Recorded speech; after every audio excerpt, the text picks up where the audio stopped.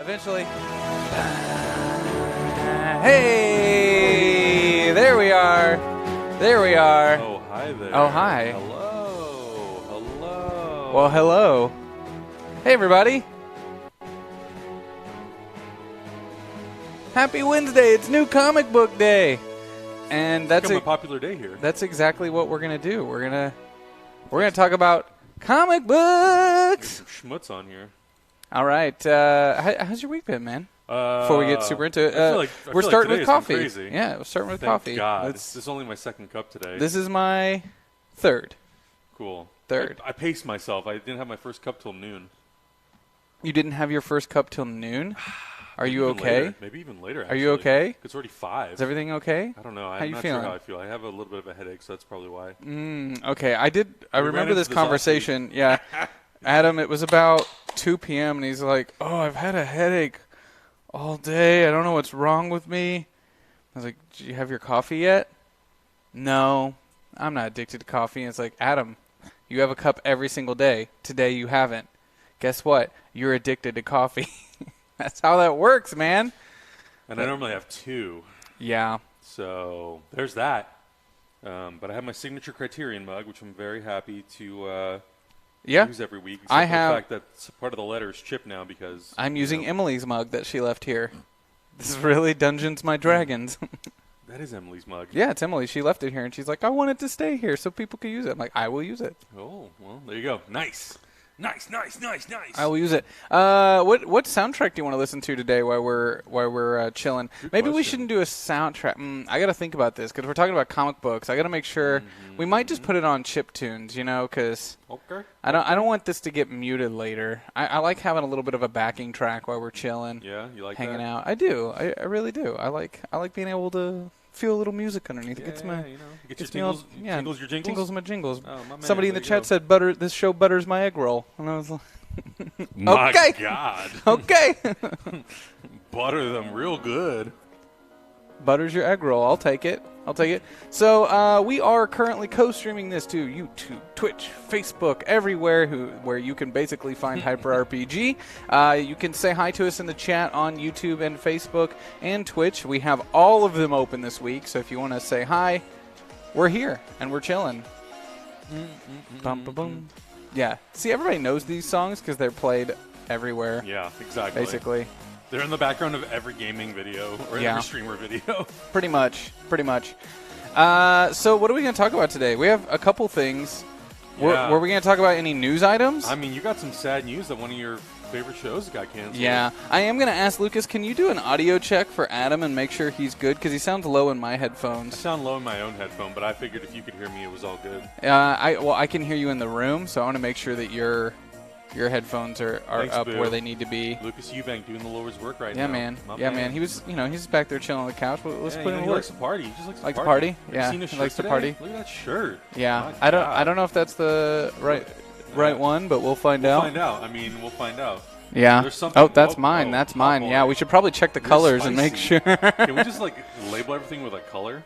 They are. They're colored cables. Oh, the cables are colored? Oh, yeah. Well, something new you learn every single day. You know what I'm saying? Yeah. Okay. Yeah, it's cool. Adam's Whatever. Low now. Zach is pitchy. Whatever, Blvd. We don't care what you think. You know what? You better quit that sauciness. One of my favorite shows out there, Deadly Class, canceled at SyFy. And Happy. Happy's also good, but it got 2 seasons. Yeah, it did. Deadly Class only got 1 season. Canceled. Done. Which is kind of sad because I feel like not just you, but a lot of people online, a lot of people consistently talked about how good that show was and how different it was and how it started a little slow. Like the pilot wasn't great, but as it went, it just kept getting better. Look, let's be honest. What superhero show? Ting, ting, ting. A little tingy there. Got that? What superhero show? Oh, that's pitching in. Is that compression? I don't know what that is. I don't know what's going on. All right, we're switching headsets, so that means Malika can't guest today because she's supposed to be guesting to talk about some books. Hey, you know what, Malika? That's just live. Oh, yeah, this sounds... Is this that faulty headset that we've always used? We shouldn't have a faulty headset. I don't know. Look, I'm not blaming anybody. I'm just saying. Okay. They're also saying that we both sound kind of muffled, like channels of audio are we sound muffled and tingy. Listen, You sound good now. I feel like I sound good. I can hear myself good. You sound rich. You sound full. This is cool. Rich. You sound good to me. I don't know. Okay. All right. People be talking crazy. I should also not take everything Fedior says at face value because he's overcritical of everything we do. Overcritical. But yeah, no, it's sad because I feel like that show really tried to do something unique and different in terms of like superhero or comic book related shows. And it's a bummer they only got one season. I admit I had not watched all of the first season. I had watched some episodes with you, but I really liked it. It was so trippy and out there and different. But that's what I like. I like when whether it's SyFy or Netflix or whoever, they're willing to take a shot on something that's like really out there and wacky. And this kind of was that. Interesting. Somebody in the YouTube chat says, "Happy is for morons." Agree to disagree. Weird flex, but okay. Yeah, I know. It is kind of a weird flex. But it's one of those things where I can see people not under... Happy's weird. And what I love about it is it's weird. It's very unique. It's very different. I think it's a really fun show. And I thought both of SyFy's comic properties were really good. Yeah. So it's a bummer that it's gone. I'm hoping Netflix picks up Deadly Class because that just kind of makes sense given how much they've invested in Lana Condor.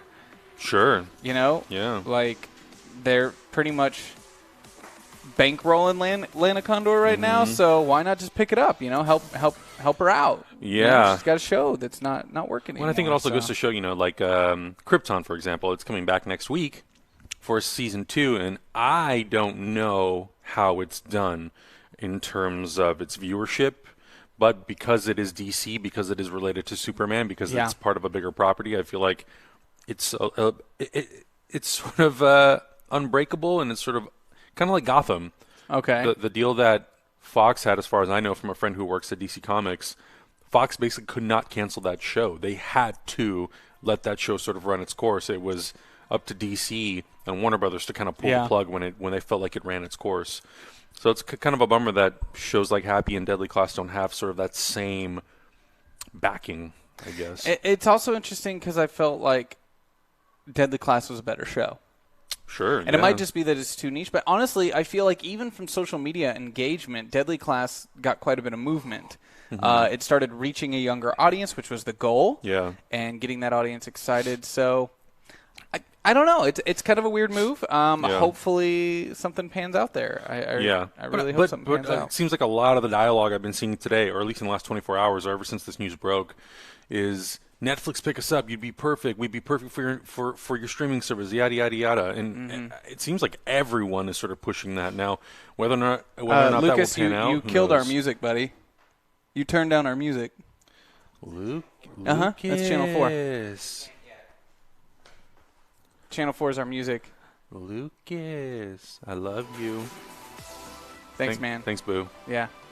Can we just get Lucas appreciation on this shirt? Look at this shirt. That's a pretty dope My shirt. God. I like how he's riding it open too. I know. Flowing, letting the wind flow through. It's like a cape or like a sash or I don't know what.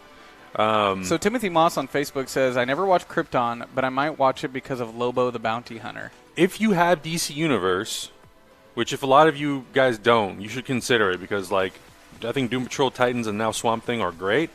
But Krypton's on there. The entire first season of Krypton is on DC Universe. I don't know if it's streaming somewhere else. I think internationally it might be streaming on Netflix. So if you want to catch up, you have about a week to catch up. Because I think it debuts on June 14th, which is my birthday. Woo-woo! Let's go. But yeah, you have time to catch up if you want to catch up. I recommend it. I'm going to definitely do that. It's only, I think, 10 or 12 episodes. So I'm excited. Oh, my God. So we going to talk about this? I'm just going to cut right to it. It's so, oh my God, so good.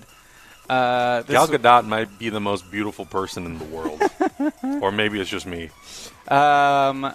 This poster is sick. It's so sick. It is sick. It's so freaking cool. I'm so excited. Patty Jenkins tweeted this and posted on Instagram, I think, you know, so sad that DC's not going to be at Hall H. Yeah. Boom, take this. Yeah, pretty much. So, yeah, I mean, to me, that's kind of like, great, you're not coming to, the Warner Brothers not coming to Comic-Con this year, but we got this really cool poster. But interesting thing, Warner Brothers actually, or DC Comics, posted an article in November of last year, and they said that they're going to be doing something different at Comic-Con this year. They're doing a huge activation side by side with Warner Brothers. So I still think we'll see stuff from these upcoming DC movies, but I think it'll be in a different context than what we're used to. So not in the Hall H, but on the floor. But as like a compromise to get this amazing new poster for this movie that comes out exactly 1 year from today, I'm excited. And she talked about how the marketing's really going to kick off in December. Which so do you think that's sense. her suit? Do you think that's the suit? Oh, for sure. I have no doubt that Wonder God. Woman will probably have some sort of second or third uniform in this movie. Oh my god! A lot of people were comparing this to her Golden Eagle armor that she has in the comics. Which, okay. I mean, there's definitely elements of it there. You know, in the comic books, she has a helmet and she has wings. I don't know if they're going to take it that far, but you know, look at this poster; it's crazy. So I think it looks amazing. I cannot wait for this movie. I am a little sad though that Warner Brothers is not coming to the con. I can't imagine a world where DC would put that much color in a movie. I hope they do, though. At least not in the current universe. Like 1997 Batman and Robin, sure. Yeah. There was a lot of snarky comments about this on Twitter that I saw of like, oh, it's just ripping off Ragnarok. I'm like, yo, man. Oh, come this on. This is 1984. Come the fuck on. Like, and oh my god, these comics have been ripping each other off since their inception, and no one gives a shit because everyone loves them. It's from a comic book fucking universe set in 1984. Exactly. Throw me some color, baby. I you know. Can put that color Come in there. on. It's like it's literally embracing the time that it's taking place in. You want to know what rips off the Ragnarok cover poster?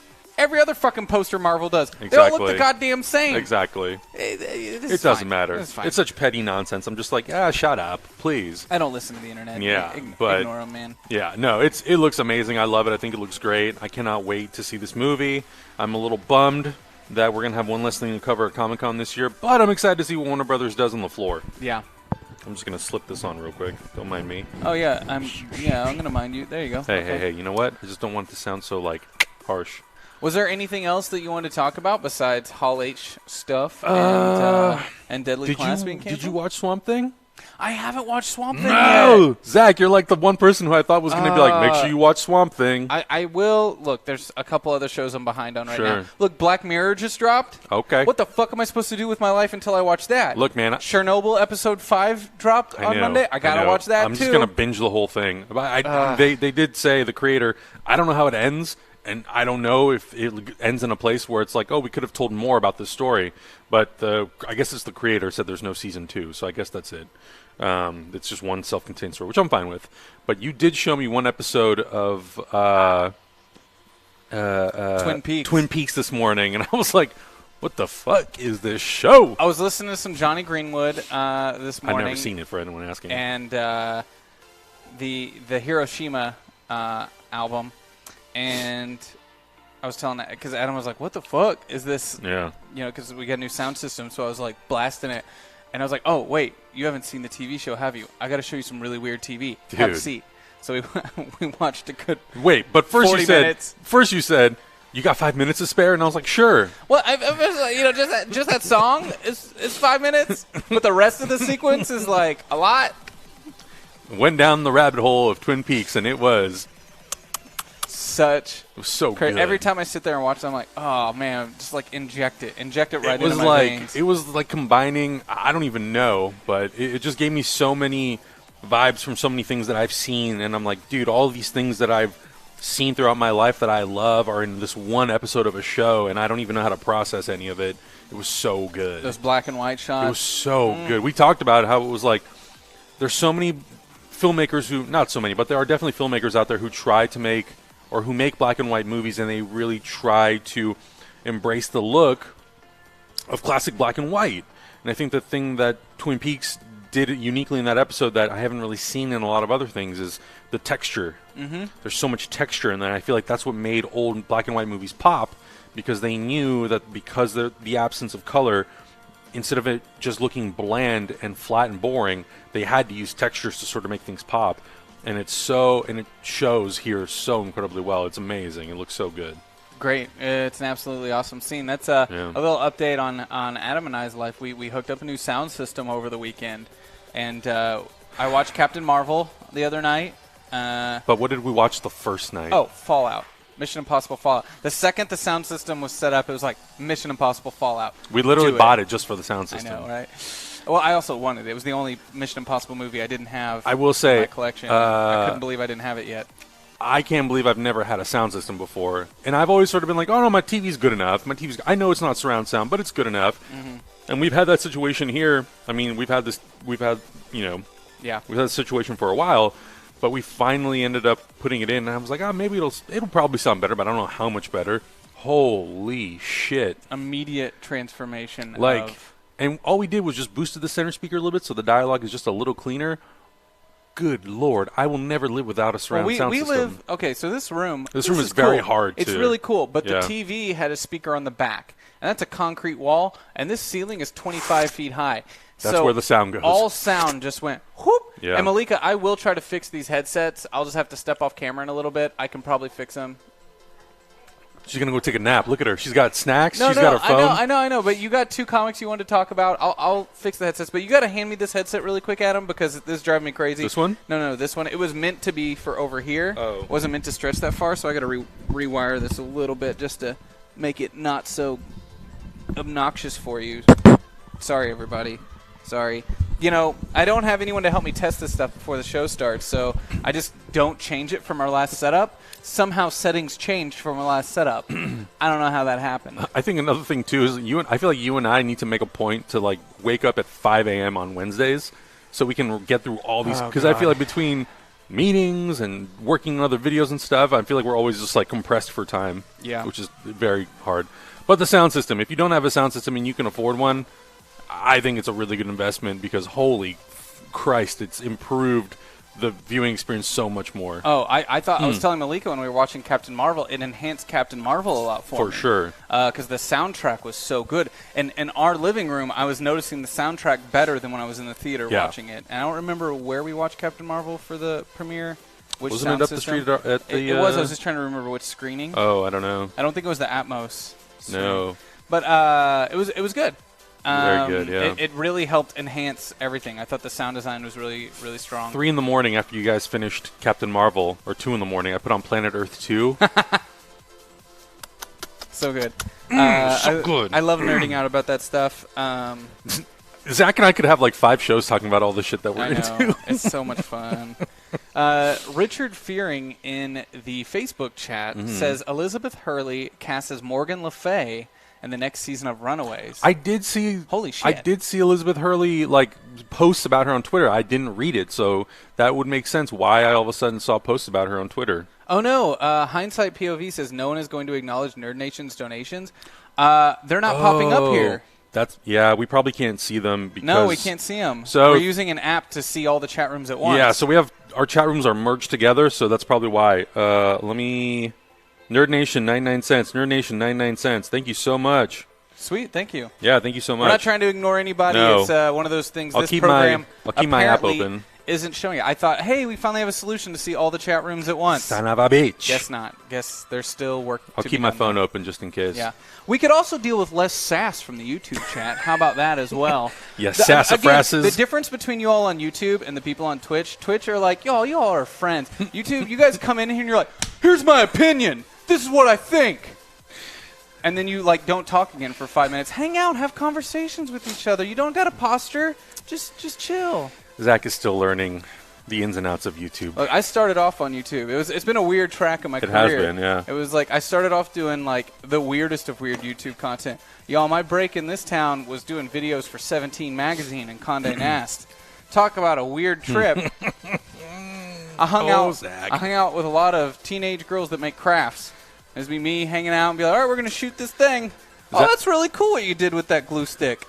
In the process of getting the sound system, Zach and I drove all around L.A., and I've never been so more intrigued by conversations about like our careers in this industry. I've had some weird jobs. Yeah.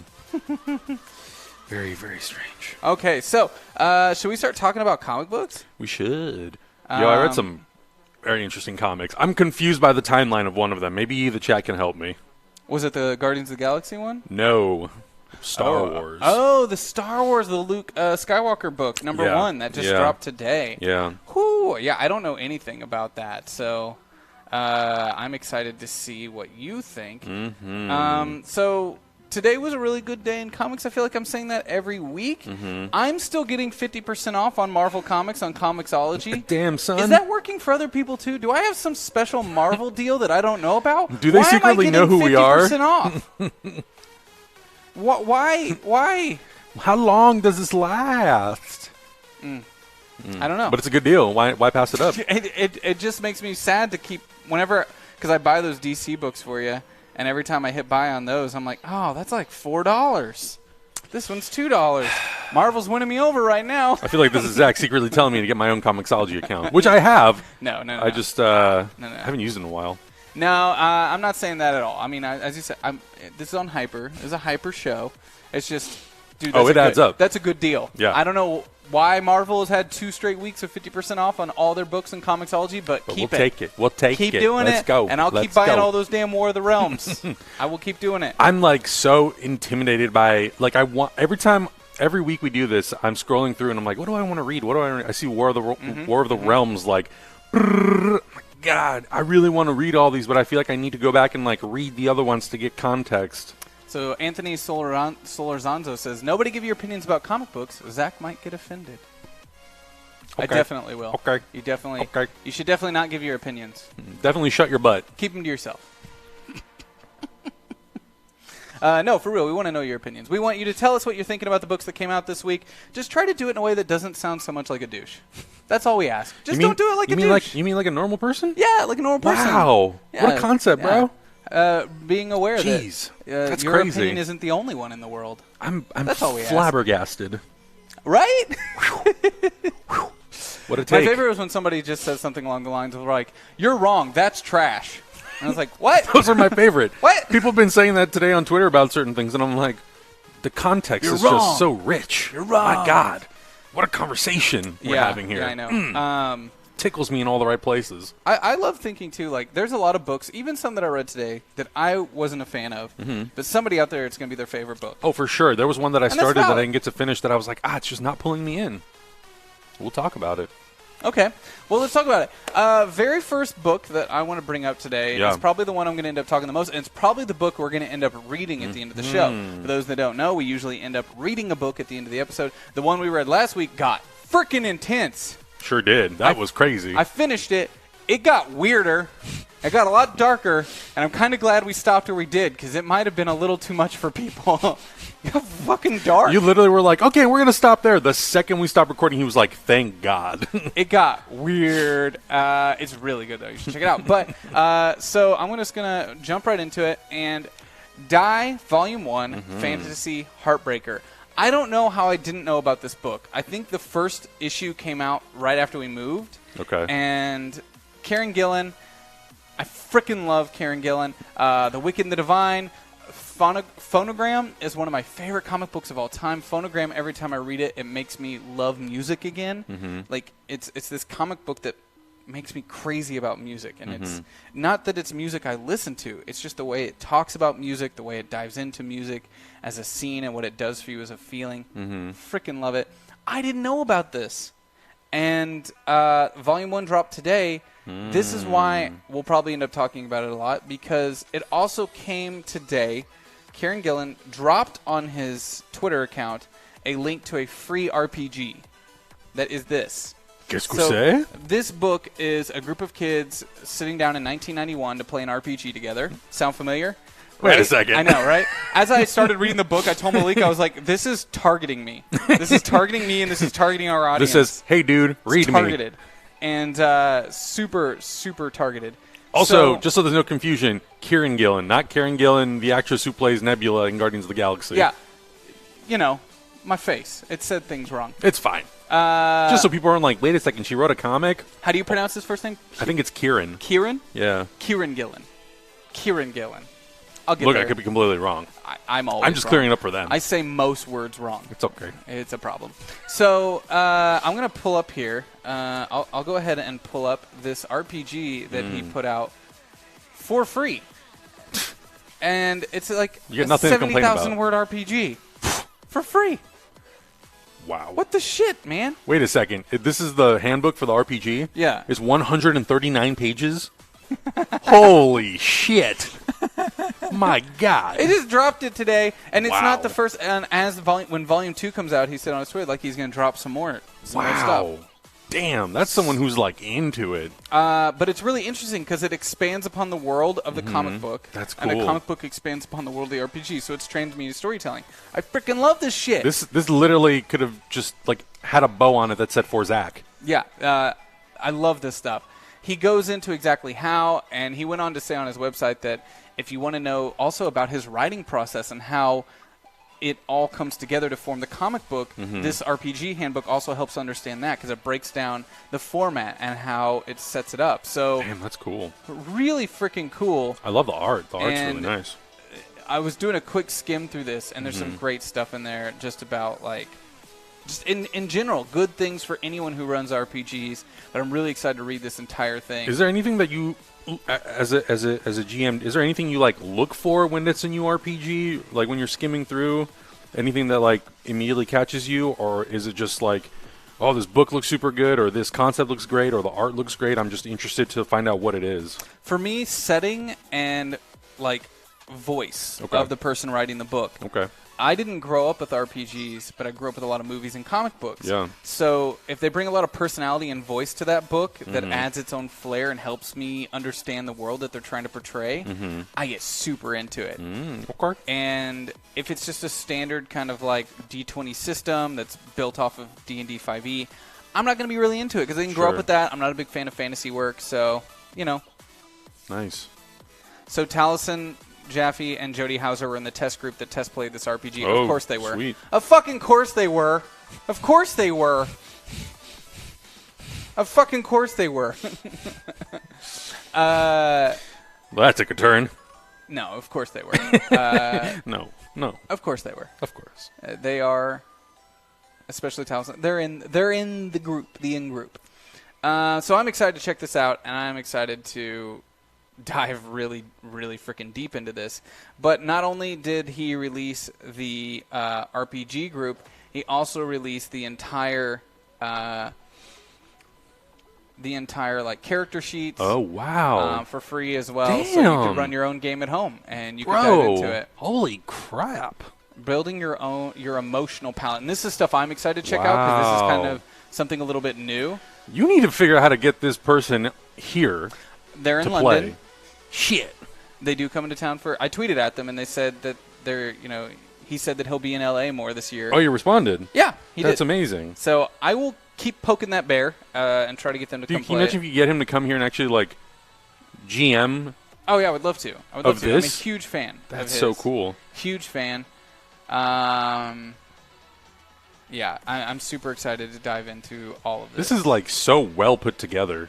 Because I just know from my very little experience. I love this. The Game Master has a character sheet. That's cool.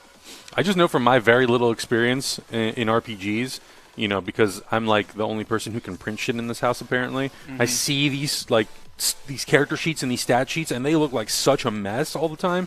I'm like, man, this is so clean. It's like broken down. It's beautifully just like organized. Yeah. And there's color and pictures, and it's very descriptive. I want to and know like, more about this. I want to dive into this. That's really cool. I want to dive into this and understand it and how it pertains to storytelling. Well, there goes Zach's weekend. Goodbye.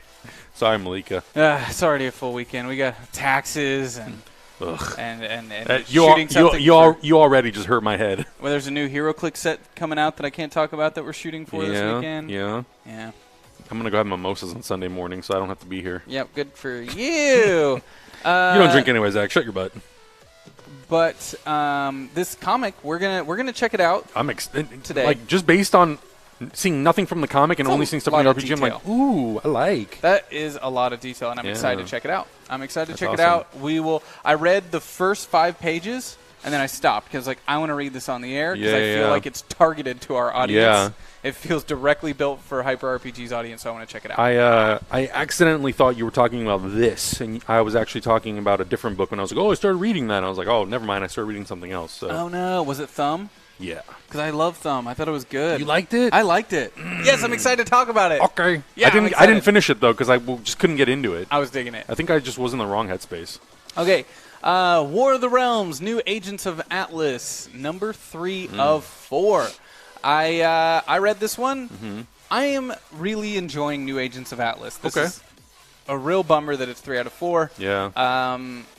I hope they let Greg Pak continue this. Mm-hmm. Now, I do have some overall complaints. You'll see underneath here, War of the Realms number 5 out of 6. Mm-hmm. This is the messiest of all of them so far, 5 out of 6. And one of the things that really bothered me is they don't show up in it. They show pretty much every other fucking character in the entire run of Marvel that's dealing with War of the Realms right now, but the Agents of Atlas are not. They have one quick cutaway of Shang-Chi, but Captain Marvel's there, but she's not there in New Agents of Atlas, and it's kind of like, where's the rest of this team? Why aren't you involving them in the overall book? Why is it now just Why is it now just a 4-run miniseries? It's really good, and it's interesting because it's such a different take. There's a part in this that I'm excited for Malika to read it because she's going to go, yeah.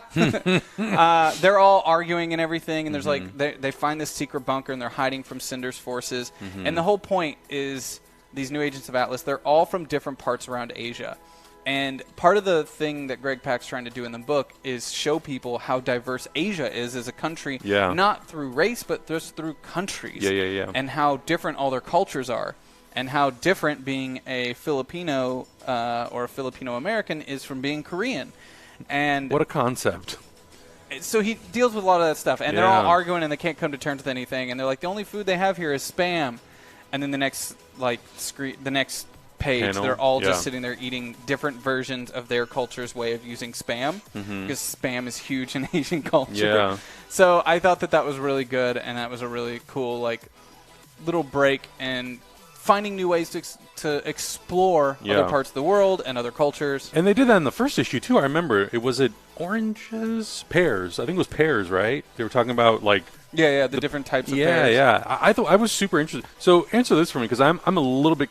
I thought I was under the impression that I feel like this comic has come out every single week that we've done this show. Yeah, I thought and it was going to be a 4-week. I thought they broke it up. I didn't know.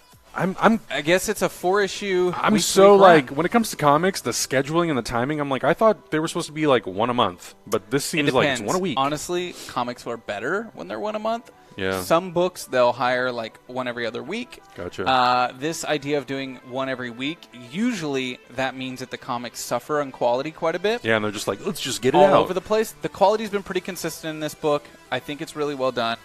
I dig it. Yeah. And I think everybody should check it out, especially just to have them keep fucking making it. Yeah.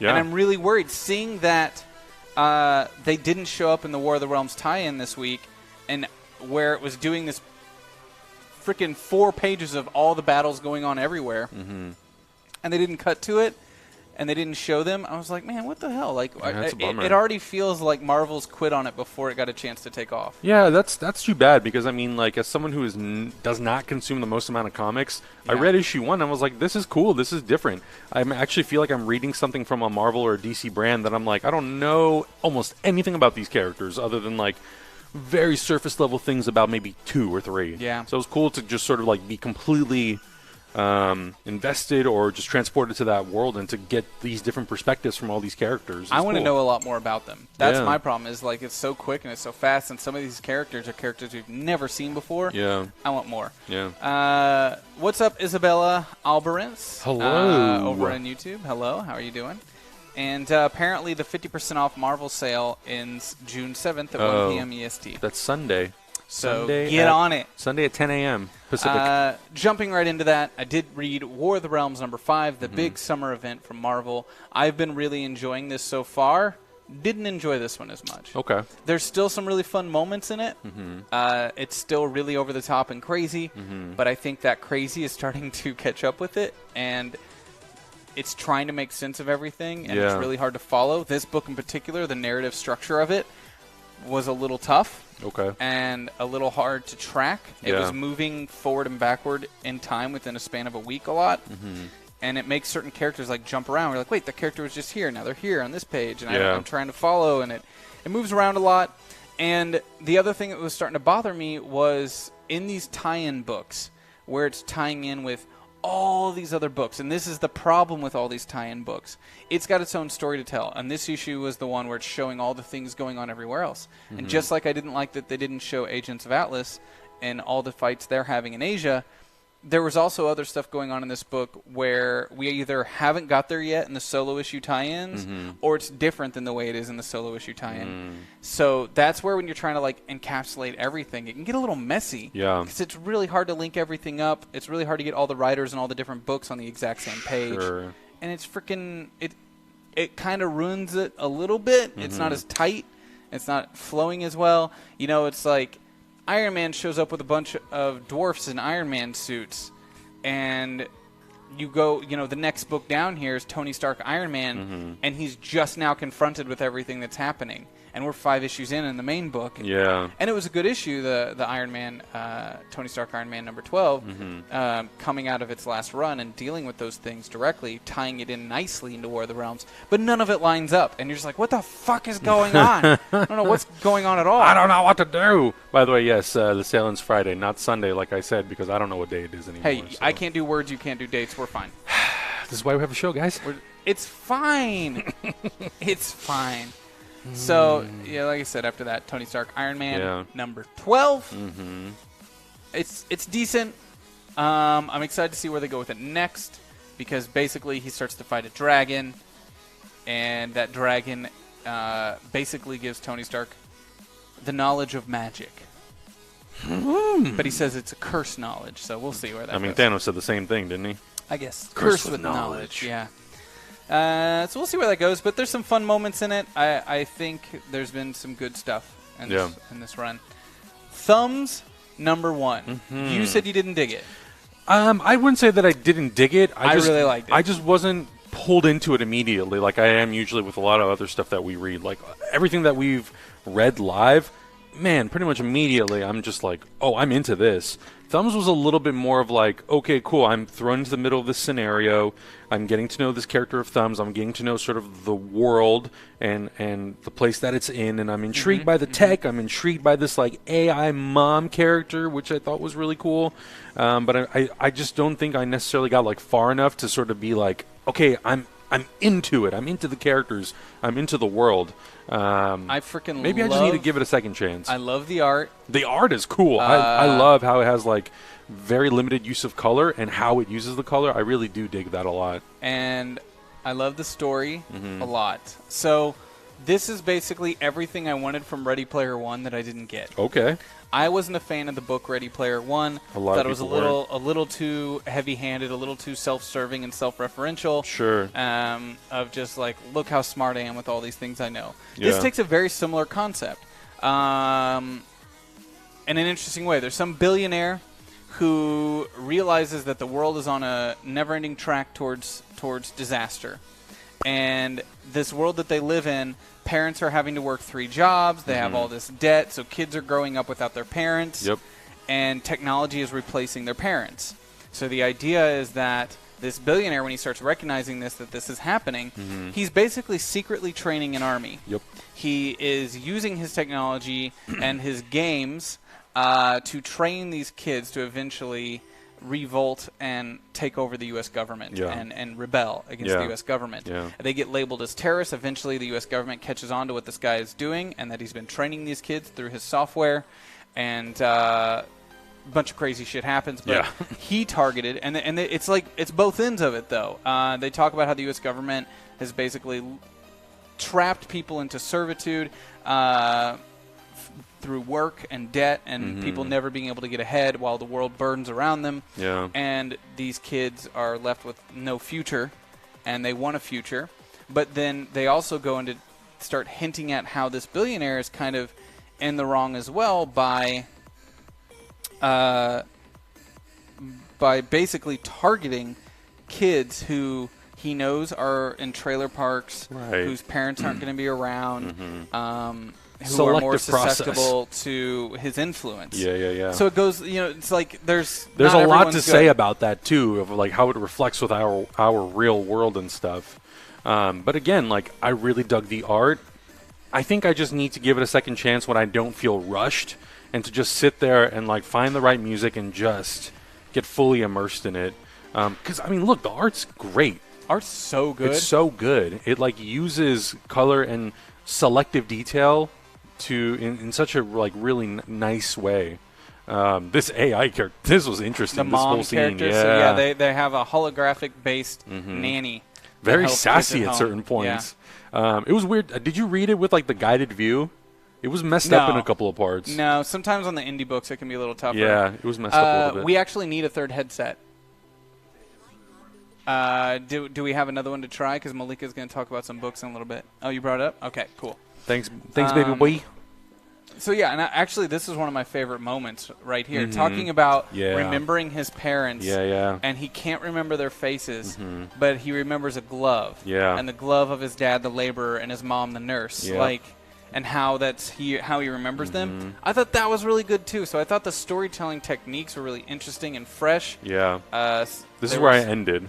Yeah, there were some techniques that were being used that I hadn't seen in Yeah. stories. I thought it was really neat. Okay, cool. I'm gonna give it a second chance because I feel like I don't feel like quitting halfway through the book, or not even. It was like, I don't know, I think it was only 20 pages in or something. Yeah, I feel like I need to just like completely immerse myself in it and just read the whole thing.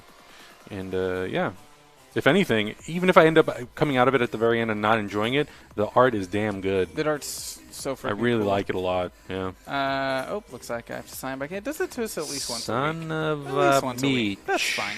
That's fine. How I have to dare. sign back in. It's fine. You know, just gonna sign in. I'm curious though, if any of you read Thumbs, what did you think of it? I'm very curious. I was really like at first like, what is this about? What's going on? And it seems like it has something to do. The name, it's a name. Thumbs is his name. Yeah. That's So his obviously name. the character who at the beginning you think might not end up being too important. The whole book revolves around him. Yeah. And I'm anxious to see where they take it next. Because the ending is definitely a shock kind of ending. I'm excited for you. Okay. You know what? I'm gonna read it. I'm gonna Okay. read it. Why not? Cool. All right. Did you get a chance to read Green Lantern? Not Green Lantern. Because apparently this is one of the best books on the stands Son right of a now. bitch. This is one of the best books Damn on the it. stands. People are loving Green Lantern. And it feels like throwback to me, like a throwback to another time. Which the Hulk that came out this week also feels like that. I wanted to read Hulk. I didn't get a chance to. Damn, no, I didn't get to read Green Lantern. No, but I did read something that involves Green Lantern, which I thought was crazy and good. So, but if this run of Green Lantern right now is really good, then I gotta watch it. I gotta pick it up and I gotta read Gotta it. read it. Read. I like Green Lantern and Green Arrow together. It's fun. The Green Boys. It's Grant Morrison, right? So Yeah. it's gonna be weird. Gonna be weird. Okay, so Star Wars: Age of Rebellion, Luke Skywalker, 2019, number 1. Yeah. So 25 pages. yes. What's up? I read this, and I guess Age of Rebellion is a line of comics that involves different characters. This is the Luke Skywalker run. I am confused by the timeline, so if anybody can clear it up for me, please do. Based on the little context that we get, and based on Luke's look in this book, it's post-Empire Strikes Back, so he knows that Darth Vader is his father. You know, we've dealt with that part of the story. But he also has his green lightsaber. So this has to take place after they rescue Han Solo from Jabba the Hutt. What does not make sense to me is after they rescue Han Solo from Jabba the Hutt, it's Return of the Jedi. They don't ever present a gap in time. It's just going to Endor to try to destroy the second Death Star. There is no gap in time. So I'm just confused, like where the hell this takes place. But basically, Luke is helping this rebellion group transport and get to another location, and in the middle of it, he's constantly being bombarded by the Emperor through the Force. Like, he's constantly taunting him. He's showing him these visions that we don't really get full context of what it's supposed to be, other than him potentially, like, leaving this life behind of being a rebel, being a Jedi, and just, like, living on this planet. It's not Tatooine. It's some, like, remote planet that I've never heard of. And it was interesting. I don't know if I'm really like that into it. I don't know if the book really like sucked me into this story. He kind of deals with a saucy captain, and yeah, he's shown abandoning the rebellion in his life to just kind of be a hermit. But I think like the timeline element just really threw me off, and I'm like, I don't understand where in the context of Star Wars this is supposed to take place. But at the end, he obviously like helps his captain, save the rebels on this mission, and we don't really get the full context of like exactly what they're supposed to be transporting other than like supplies for the rebellion. It was okay. I wasn't crazy about it. You've read better. I've read better Star Wars, yeah, and I think again, I don't know why I'm so fixated on this, but I was just so confused by like you care too much. Yeah, well, and especially because like Disney reestablished the canon and they said, okay, cool, everything moving forward is canon in this universe. I'm like, great, I don't understand where the hell this takes place. Like, can you give me a little bit more context? So I might check out issue 2 just to see how it sort of fleshes it out and what the Emperor is trying to do with Luke and why he's implanting these visions into Luke's brain and like what it's supposed to mean and if Vader's going to show up, what that's going to mean. I don't know, but it was okay. So Twitch chat's letting us know that this was a one-shot after Empire, before Jedi. But that doesn't make just sense. A one-shot. Because the only reason he has his second lightsaber is because before he rescues Han Solo, he goes to Tatooine. The lightsaber calls to him from Ben Kenobi's old hut, and he uses old parts to restore the lightsaber. So that doesn't really make sense to me, unless I'm unaware of the fact that they changed the canon, and he reconstructs the lightsaber before the events of Return of the Jedi, because I was under the impression it happened right before they go rescue Han Solo. So I don't know. Zach's like, I don't know what's happening right now. Star Wars is rad, man. So I don't know. I'll give it a chance. I'll give it a second chance. So for the second issue and kind of see what I think of it moving forward. Cool. Stray Bullets, Sunshine and Roses, number 41. I did not get a chance to read this yet, but I will. This is one of those I'll report back to you next week and let you know what I thought. I freaking love Stray Bullets, though. Okay. Stray Bullets number 1 is one of my favorite first issues of comic book ever, right up there with Birthright number 1.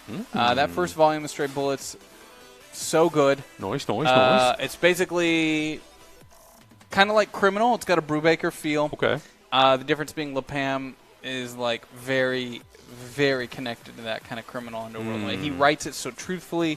There's a language that's present there. Some of it problematic, but it is truthful. Okay. And he's really good at taking you into that world. Yeah. And there's some good shit in Stray Bullets. I can't believe that book's still going. Honestly. Yeah. I think. Can someone in the chat let me know when Stray Bullets number 1 came out? I'm curious to know. Because this is one of those books where he takes his time. Yeah. Like, takes his time. 32 pages? I mean, why not? You can have that little extra time. I'd love to know. Savage Avengers number 2. Thanks, baby. Savage Avengers number 2. I didn't get a chance to read this. So it's fun. It's fun. I like it more than the first book. It's a little bit better at establishing kind of what's going on. There is some ridiculous shit in it. I was showing Lucas the cover's stuff. crazy. I was like, oh, you want some metal shit in your comic books? How about this part where Wolverine uses a claw to cut open his friend's chest, takes out his friend's heart, and cuts himself, and he's like, maybe my mutant blood will help give you a jump start, and then pumps his friend's heart. I'm not going to say who it was, so I don't want to spoil it for you, but starts like freaking pumping his heart to bring him back to life.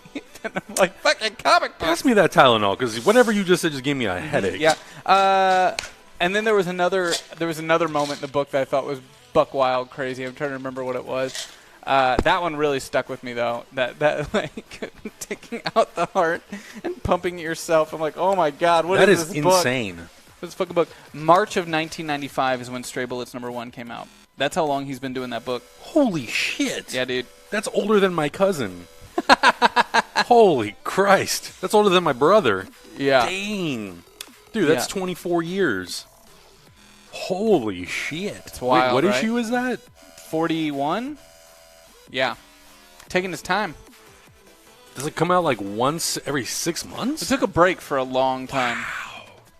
Dude, that's for a long time. But I will say, to devote yourself for 24 years on the same thing, like that's that's commitment. That is some commitment. Jesus. I got to know, what was that moment? I'm trying to sit here and think, I'm like, there was that moment in Savage Avengers towards the end where I also showed Lucas, like, this book is bonkers. Trying to remember what it was. Of course, this Lucasfilm cares as much for logic and good storytelling as most people would care to have their teeth removed with a lead pipe. Huh? Okay. This Lucasfilm? What do you... I think they're referring to this era of Lucasfilm. Okay. All right. I mean, look, hey, if you have Star Wars comics that you read that you really enjoyed, like, lay it on me. This is the moment I was talking about. Punisher gets ambushed by some ninjas. They think they've got the upper hand, and he's just laying on the floor. And they're like, we weren't sure you'd fall for such an obvious trap, Punisher. And he doesn't say anything. And they're like, wait, what does that say? And then it's C4 that says front towards enemy. So he's just laying there with C4 on his back, and he blows it up. He's fine. You know, C4, you can just hold it. You can just hold it and make it explode outward towards your enemies. Freaking hilarious. This book is so crazy. I mean, I keep C4 in my back pocket just in case. It's a crazy book. Savage Avengers, insane. If you like Buck Wild comics, check it out. I guess. Okay. Paper Girls, number 29. It's almost over, and I'm so fucking sad. If you have not read Paper Girls, read it. It's good? Just read it. Okay. Paper Girls is amazing. Yeah? You like Amblin era. Who doesn't? This is the best you're ever going to get out of it. And I don't say that lightly. It is some good shit. Okay. I could only hope one day that Kolak is half as good as Paper Girls. The world building, the way that they set up the characters and the relationships, it's so great. Okay. I mean, that kind of sold me. Amblin, I'm in. Very good, even better. Double in. Yeah. 29 issues. You can get through that pretty quick. It's pretty damn good. I think there's only one book left. So there's only one issue left. So issue 29 here, it ties up a lot of loose ends. The story is coming to a close very quickly, and there's only one issue left. It's a double-sized issue, number 30, coming out next month. And I'm sad. The penultimate. I'm sad. I'm freaking sad. Like, when Brian K. Vaughan books end, it's a sad day. Do any of you remember reading the last issue of Y the Last Man? I didn't want to talk to anybody for like 2 days. Have you ever read Y the Last Man? Mm-mm.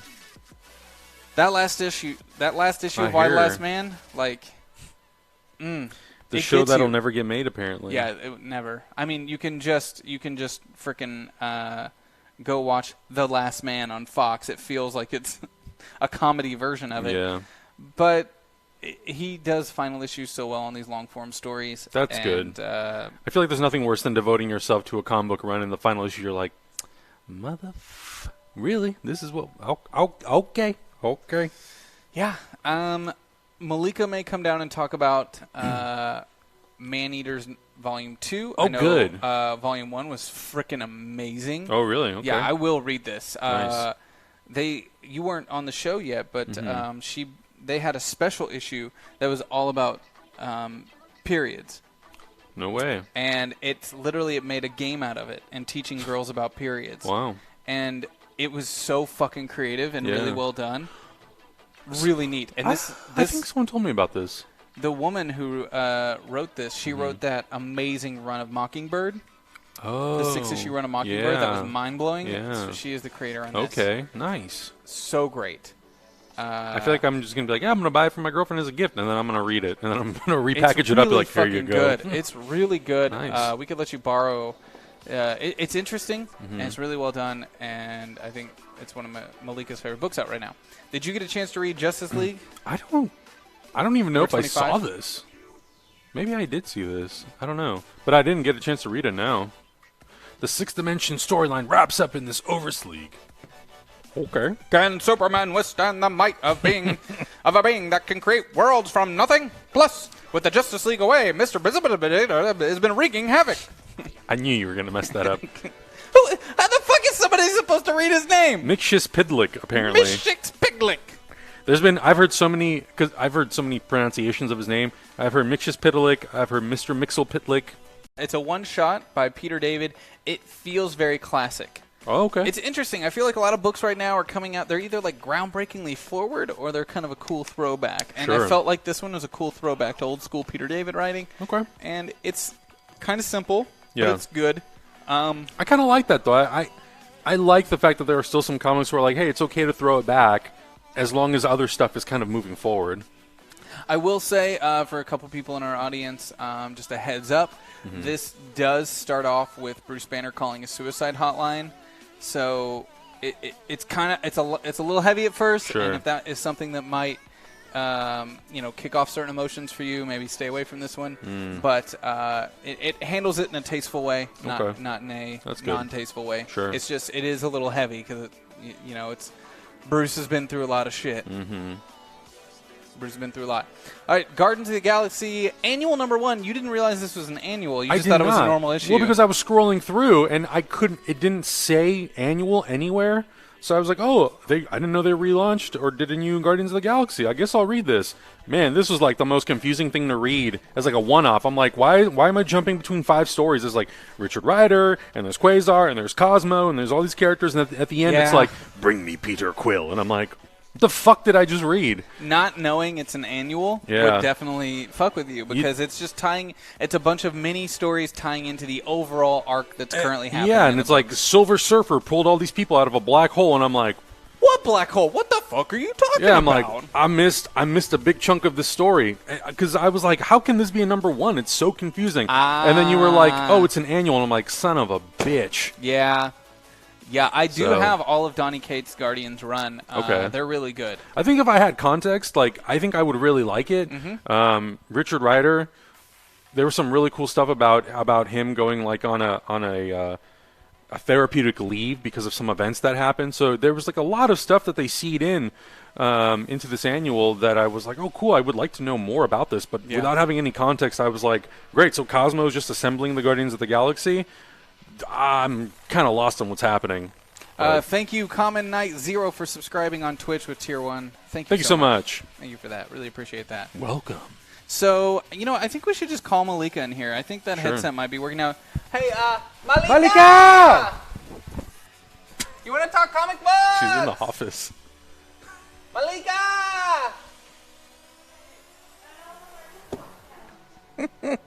Where'd you put the book? Where'd you put the book? Do you want me to swap out with her? No. I'll hand her my headset and then I'll go turn on and fix the other one real quick. Guys, I never get tired of Zach doing that. Malika!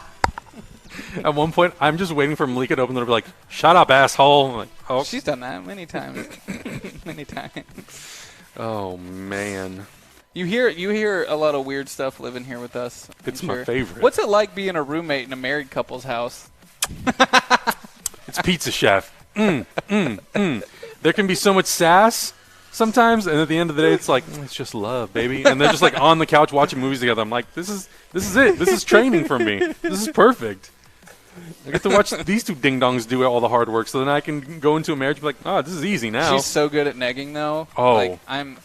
She figured me out really early, y'all. Sometimes Malika just has these gems that come out of her mouth that I'm like, this is why I live here. It's so good. The weirdest shit. What was it the other day we were losing our shit on?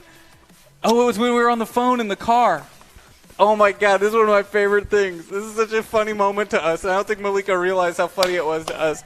Because we were talking. We were out picking up speakers. Yeah. And we were having to drive all over the place. Nightmare. And Emily and Malika were getting their nails done together, so it was like, I'll call Malika and see if they want to get food or something like that. And Malika had this, the way she was talking about, she's like, okay, all right, cool, all right, fine, like, symbolizing conversation's over.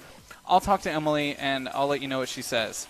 So I'm like, okay, bye. Without missing a beat. Without missing a beat. In the best comedic timing, you just hear her, like, move the phone away from her mouth. Hey, Emily! We lost it. There went to go get it was just like there was every social indicator that, okay, calls over. Bye, call over. I'll talk to Emily. I'll get back to you. I even said goodbye. And it was just like one of those things of like very clearly in that conversation. The conversation was over. But, hey, Emily! That's freaking amazing. This is so good. Hop in here, Malika. Take my headset. Just stand right here, and I'll fix this microphone. Because you want to talk about that book first. I know that that's really something you want to... Oh. Hi, everybody. I'm here. Sometimes I wish that Malika could throw like a I don't know, some kind of like a smoke bomb and just like, it's me, Malika. I'm here. It's like purple. Guys, I'm an egomaniac, so when I was walking around our local comic book shop with Zach the other day, I saw this book, and the first thing that caught my attention, I admit, was the author's name. Her name is, how would you say that? Malaka? Malaka? I mean, I would say Malika, but I'd be wrong. It's Monica with an L. What? What? Malaka? Malika. Malaka. So it's Malika. Oh. Thank you for sitting on my foot. So this is just a Cool. fantastic book. It's called I Was Their American Dream, a graphic memoir, and it is a personal memoir of the author, and she has an Egyptian father and a Filipino-American immigrant mother. So Okay. child of immigrants and growing up in Cerritos, Southern California, which is a very diverse part of LA. Yeah. LA County. LA County, right? Or is that? Anyway, It's LA County. It's SoCal.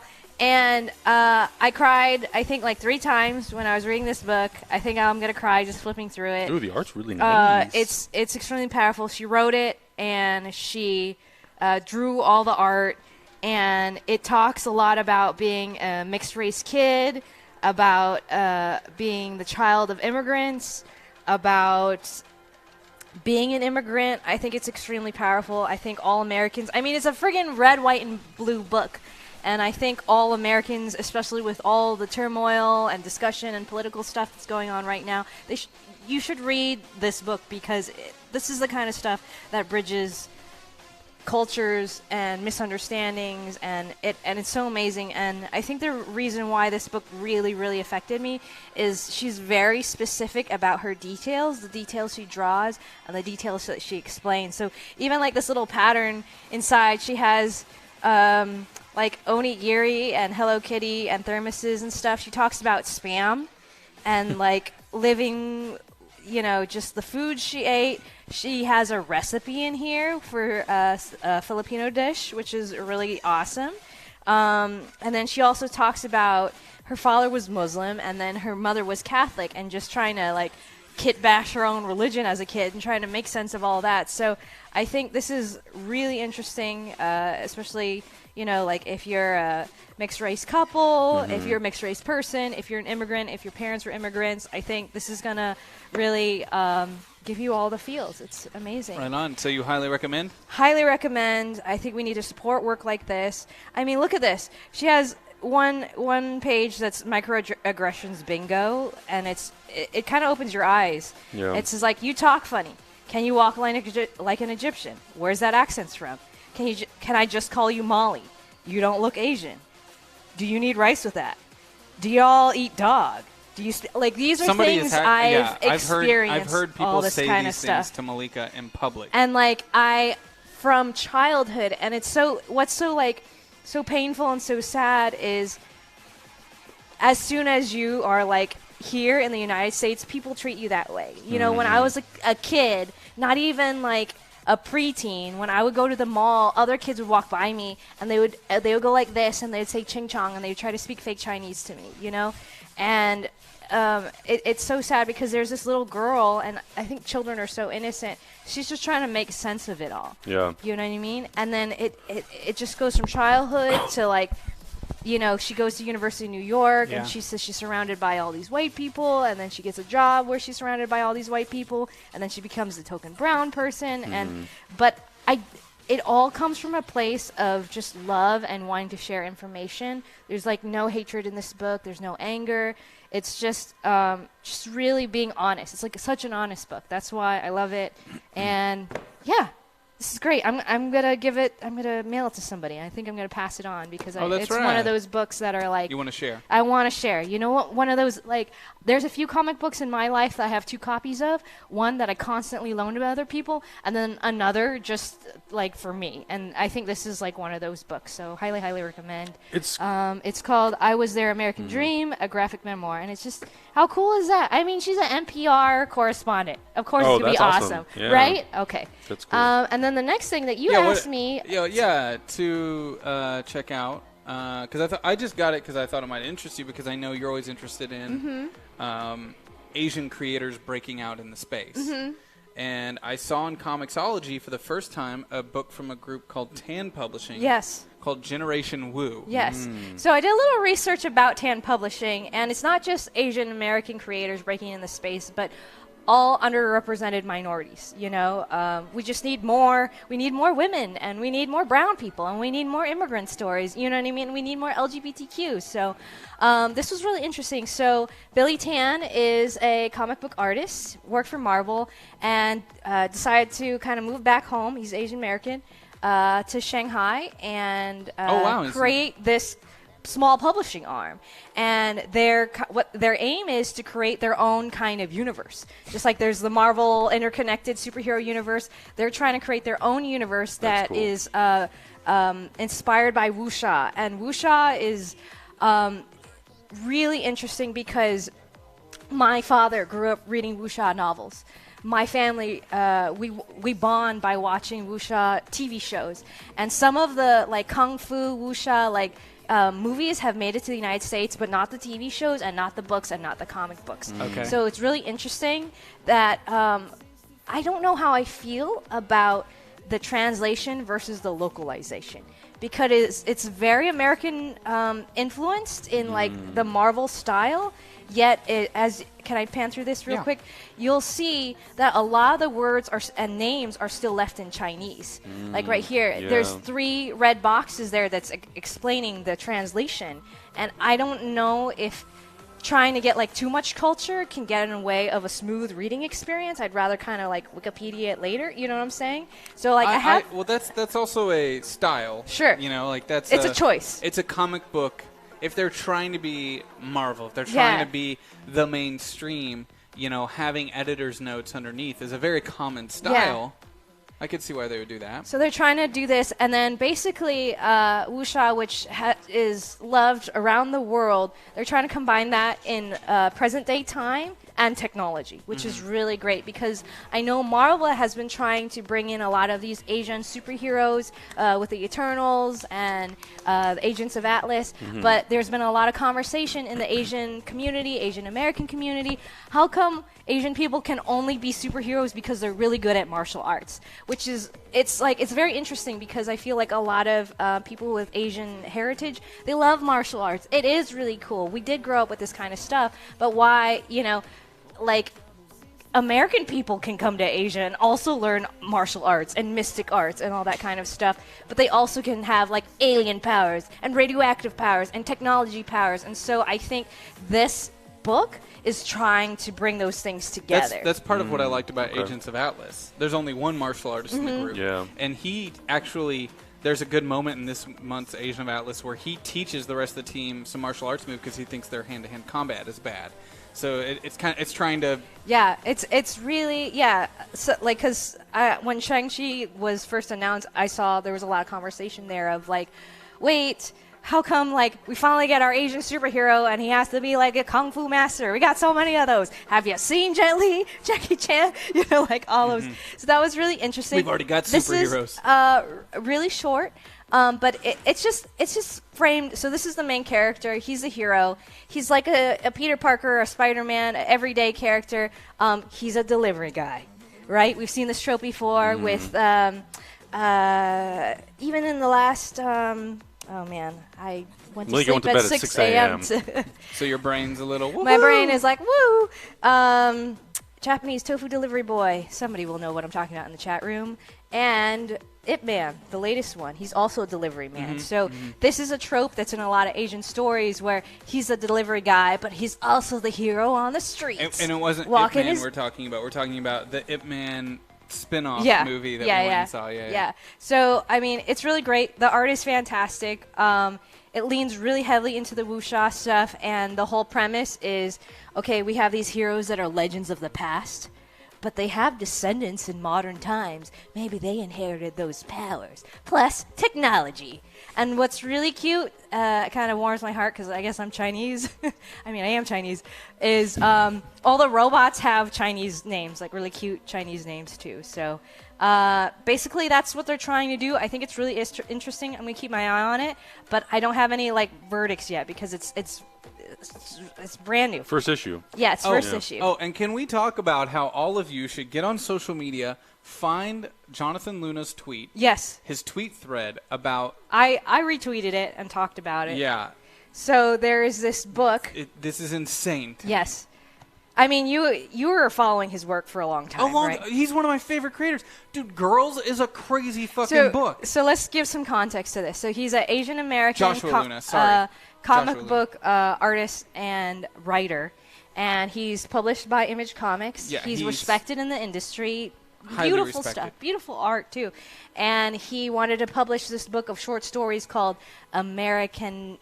Canasianism, right? Something like that. I yeah, can't it's remember like the exact American name. and Asian together.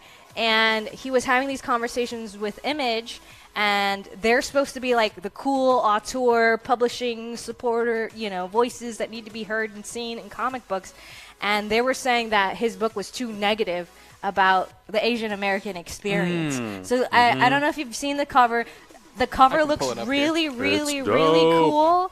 I mean, like, this is the kind of stuff I want to see, and I think we should support it, And you can have like a problem or like disagree, but like, I think there needs to be all types of art that exists out there.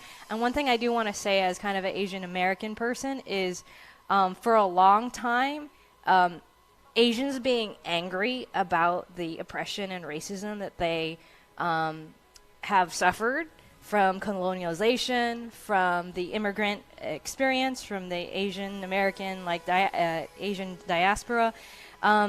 It seems like the stories of where Asian people actually finally get to be angry about what happens to them have been really repressed, and we don't see a lot of. And that's why I think we really need to see this book published. I really want to read this book. I really want to support the book. I'm crossing my fingers that maybe they can put aside their differences, or he can find somewhere else to publish this book. I mean, the social media reaction is not putting Image in a good light. Yeah. Sure. So I remember seeing this tweet, and the only thing that I was confused with, he wrote thread, and I couldn't find the rest of it.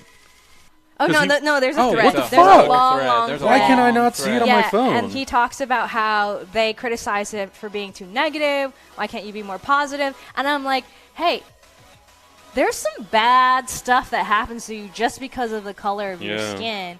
And while, like this book, I don't mean to compare them, but I want to see a lot of different versions of this story, where hers is like very, just honest and sincere. This one, it sounds like it's angry and maybe it's negative, but I want to read that too. We need to listen to these stories. And the fact that there's pain there and nobody's listening, and it's been expressed through really cool art and story, like this is the kind of stuff that needs to happen. So anyways, that's your Asian person update in comics. But I remember I saw this tweet. Well, first of all, not being able to see the thread on my phone, I don't know why.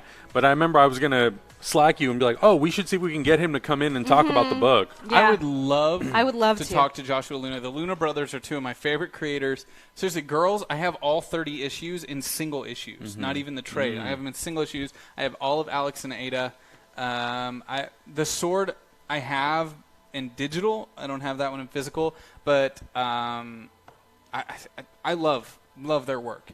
It's really unique. I think they're great writers, and the fact that Image wouldn't publish, it just blows my fucking mind. I'm really curious to it makes me want to read the book more, and I want to judge for myself. We can tell sad stories, we can tell angry stories, we can tell hopeful stories too, and I want to read all of them. So yeah, stand by going back online in just a second. We're down on Twitch, apparently. Okay. Yeah, we're down on Twitch. We're still up on everything else. So we'll keep the conversation going. No, damn it! Now I want to read this whole thread because I don't know why on my phone I can't see it. Right, because he's no nobody. Yeah. I was kind of waiting, okay, cool. What's the next part? What's the help you're asking for? But apparently, I just didn't see it on my phone. I don't know why it's not showing up. It's a super long thread too. Yeah, and he tells kind of the story of what a struggle it was to get eyeballs on it, to get publishers interested in it. It's really sad, and it Weird. needs to happen. Sure. So Yeah. I really hope Joshua Luna puts it up on Kickstarter, and if the Luna brothers decide to move forward, with this, or I think this is just Joshua Luna's personal project, we will support it in whatever way we can. 'Cause, and the thing that blows my mind, it'd be one thing if this was someone fresh, Yeah, it'd be one thing if it was A just newbie. some random person, some rando. who was like, I've got a comic book idea, but this is somebody who has consecutively made Quality award-winning work. quality Yeah. comics. So it's just shocking to me. Yeah. Yeah. Well, was there anything else you want to talk about, Malika? I mean, I saw you mention Man-Eaters. Support that book. That's awesome. It gets real, kind of almost surreal and more symbolic in the second volume. The first one, I was like, whoa, this is amazing. I'm all about it. And the second volume gets kind of more like symbolic. And I'm like, ooh, this is intriguing. So that's awesome. And then we stopped by and we read the political one.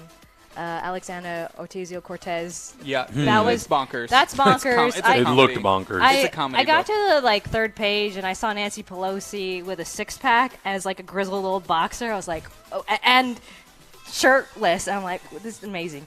It's crazy. It's crazy pants. Before you leave, Malika, one of my favorite things to do when you're here, I love your take on superheroes and comic books and stuff like that. So well, thank you. I do. I like yours too. Where is this going? I want Malika, before you leave, I want you to pitch me a comic. I went to bed at 6 a.m. I know, I'm that's like why sweating. That's why I want to know what your brain thinks right now. I want you to pitch me a comic of two characters that come together and are now one character. Two superhero characters. You mean like fusion? Ha! Sure. Human Torch? However you want Stuff? However you want to pitch it to me, I want two comic book characters that now exist as one character, and why that should be a comic book instead of their two separate characters. Are they pre-existing comic book characters or new comic book characters? Pre-existing.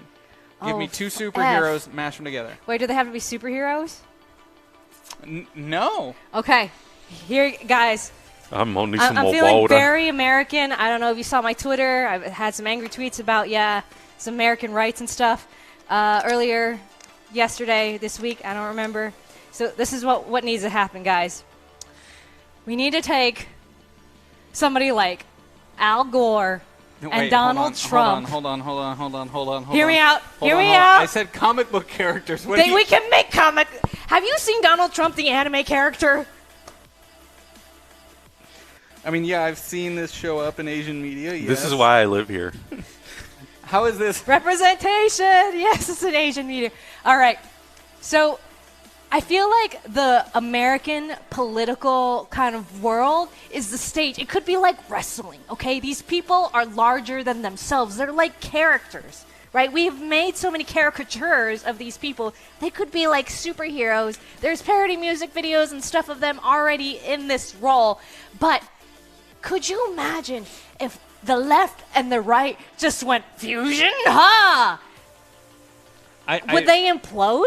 Would they have to reconcile their fucking differences? I don't know. You know that thing called What the would Big Bang happen- Theory? What would happen to the environment? What would happen to politics? Will we pay for people's education, their health insurance? So many questions with this new amalgamation What of a you're just new person. asking is if just someone like Al Gore just was in a position of power. I'm worried that if you mix Al Gore and Donald Trump together, then we don't get anything. It just cancels each other out. You just get neutral. No, I don't even think... You don't get chaotic neutral. You don't get lawful. I don't know. One might be way too far off of the cuckoo scale for a proper judge there. What the fuck does this have to do with comic books? I asked you to put two comic book characters together. I just outlined the next 5 chapters in this comic book. Like I said, first it's you know how there's all those classic, every story is about conflict, right? Hear me out. Man versus man versus nature, man versus self, or woman, all right? Or woman. So we could do that, but it's like, now that you have the amalgamation of these two, first, what are they going to do about the environment? Huh? What about the global warming crisis?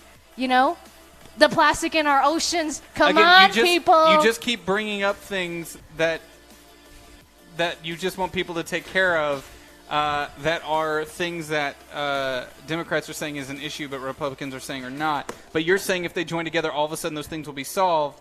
I feel like that's not exactly the case, right? Because now you're also saying, why aren't you saying Hey, man. Because now You you're asked also, me to write this comic book, not you. I'm regretting this immediately. Jobs, education, poverty, No, you're just asking for.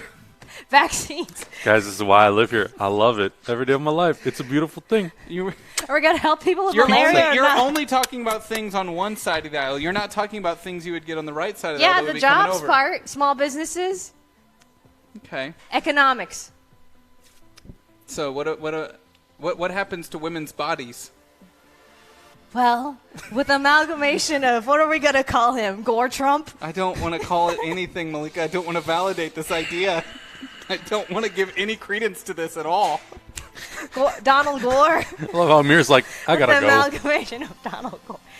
I mean, maybe they'll be like so preoccupied with fighting with each other, then stuff can actually pass. You know what I'm saying? That's Progress. what's happening right now, and no, nothing is getting done. Yo, can you bring me a chair?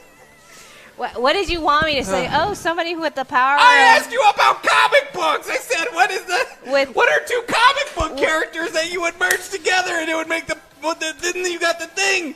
Where the fuck did this come from? You mean like the Flash, but with laser beam eyes? Sure. I mean, could you imagine somebody as fast as the Flash, like and then collided to Superman, but only the head was left, so he's got two heads. All right? So somebody as fast as the Flash is running around, and he's just, like, looking left and right. Do you know how many bad guys you kill at once? Dude, you can drop him in, like, some kind of, like, there was an alien invasion, you know? Let's get all, like, Avengers on this. You just drop one of those guys around. You're going to be running around so fast, and then, like, with every look, just vaporizing the bad aliens so that human beings won't be enslaved by the invaders. Wife, I need you to go take a nap before the show's over. You said you wanted dinner later. Can you go? This is what happens when I go by 6 a.m. Can you- I'm very sleepy. Can you go take a nap? I have, like, the sweats. I'm very worked up right now. Want some Tylenol? Zach, I think you broke Malika. She's like, I'll go take a nap right here. Okay, well, there you This have was it, everybody. magic. Gore I'm clipping Trump this. Flashed laser beam eyes. I'm clipping this and using this for social making media. sure people aren't enslaved by the aliens, protecting the human That's race, the only thing we worry and about. making climate change matter. See, I just want people to fucking come together. All right? Bridge your differences. Your speedsters and your laser beamers. Well, no. If the aliens come to enslave the entire human race, regardless of skin color, then we'll get our shit together. So you want the aliens to come invade? Only if we have Is that what you're implying? two-headed. You want the entire human Superman. race to be put in danger so we can come together. I feel like I've heard this kind of crazy. You've heard this premise before? this crazy premise before, and yeah. Is this why your dog stares out the window every day, just questioning his life? Oh, my owners are fucked up. Kaiju, I feel I you, don't know. brother. I think the chat man. room likes it. Yeah. Yeah, Malika is Ozymandias. Yeah, you just want to pull a Watchman. Yeah, why not? You're like, we'll bring some multi-dimensional beings, drop them in New York, and now everyone's together, and it solves all the world's problems. Yeah, but except for it'd be like more like diverse and stuff. Isn't that kind of what's happening with climate change? You Look- mean look the at how we're- climate crisis? Look at how we're handling that. I don't know why I asked Zach me to be on this show. You should just have Malika be on the show. We did it, and it was every episode. This is about as much as we talk to comics. She said comics were lowbrow and doesn't think. The fact that you guys don't have to pay for this is a true crime. I love it. I mean, I love comics. Especially if the author has like almost my name. I'm like, oh yeah, I'm gonna read this. I'm seen. Thank you for representing me. You need a nap, girl. You need to take a nap. The words make sense. Let me take your reaction and put it on a dial and turn it down like a little bit. Oh man, so Were you guys got about to talk? Yeah, you're about to talk. I can't talk. Yeah, about half an hour left. Go read a comic book. I love you guys. This was amazing. This was just the joy in my day. That's all I needed. thank you, Malika, for that quick update. We'll start calling her in once a week to Malika give us an update vanish. on comics. Sure. That book seems really cool though that she showed us. Yeah, very cool. I was their American dream. Well, it's super interesting. So, like, my family immigrated to this country too, and like their experience being like white Europeans was pretty disastrous. So I can't even imagine not being white and coming to this country. They ran into some issues immigrating as well. They were like, they came to New York, and the family that they stayed with locked them into a closet and fed them sandwiches under the door when they fed them. What the fuck? Yeah. So imagine, this is white people treating other white people this way. Holy from a different shit. land. So I want to read that book so bad. I'm so intrigued. Malika! Can I just show this real quick? You can show whatever you want. All right, so You don't have a headset. you can read this. This Okay. is a manual about white people, All especially right. Southerners. Okay, so Southerners, some observations. Are you trying to say something right now? Darren taught me a lot about white people. Visiting his hometown near Nashville, I saw white culture varied by region, and Southerners had their own quirks. They like sweet food. Sweet rolls, sweet tea, sweet ham, sweet butter. True. People really eat biscuits. Also true. They really do say yaw. Also true.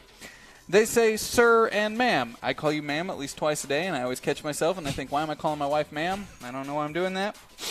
They drink about 7.5 cups of coffee a day. Fuck, I hate everything that's completely correct on this so far. That's what happens when I live with Zach. I adopt his bad habits. Football is always on the TV, 4 to 6 p.m. Or no, that's the score, 4 to 6. Football is always on the TV. That's just what it meant. I don't necessarily watch football. Whatever, it's cool. It's not all there. It's not all correct. Women do their hair and makeup and wear heels. They're very friendly and polite, but beware of zingers. And then it shows this graphic of somebody saying more and Pam, and the next bless her heart. Most families go to church on Sundays. It's just a collection of really cute little observations. And then, which was really cute, this is the thing that melted my heart, is that we're very similar. Okay. When I thought about it, Southerners were a lot like Filipinos and Egyptians. We've talked a lot about how Southerners are a lot like People from Thai. developing countries. Well, I'm from America's a very large country, and there's parts of the South that are, I would consider, developing country as well. Number one, religion is very important. Number two, they're very generous and hospitable. But look at how Take another biscuit, take another lumpia, take another falafel. Yep. They have a good sense of humor. Yeah, no, it's cute. Everything in here is really, really cute. Yeah. It's a cute book. It's really, really cute. It's really cute, y'all. Thank you, Malika. Your wisdom is always cherished. Malika! You are valued here.